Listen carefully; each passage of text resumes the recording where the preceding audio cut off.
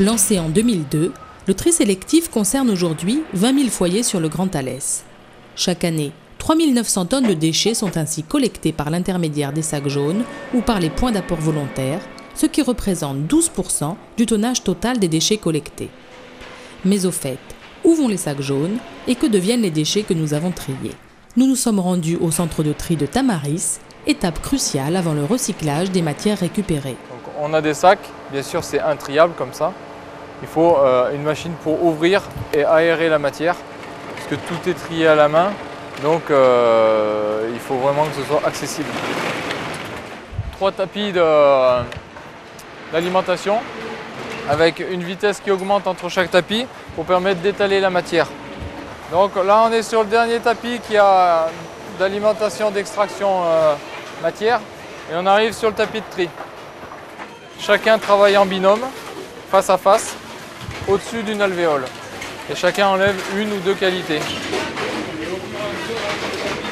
Et maintenant les process permettent de nettoyer les bouteilles d'huile, donc elles sont acceptées maintenant dans les bouteilles colorées. Tout ce qui est après bouteille de lait, que ce soit en PEHD, donc en plastique haute densité, pour toutes les bouteilles blanches, ou les briques alimentaires, ça c'est accepté sans problème.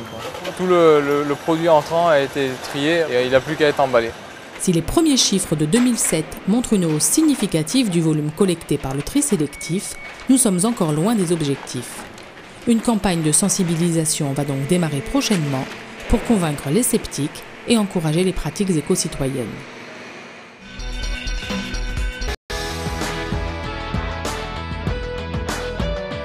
Classiquement, les erreurs qui sont commises, c'est tout ce qui est sèche, film plastique, ça c'est pas bon.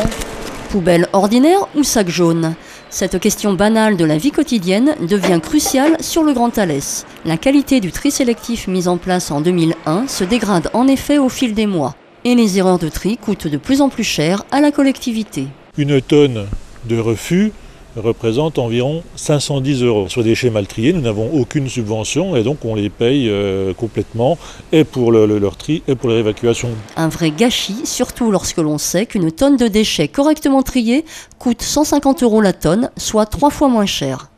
Chaque mois en emballage, on tourne à peu près autour de 200 tonnes d'emballage. On est à 35-40 tonnes de refus par mois, quoi.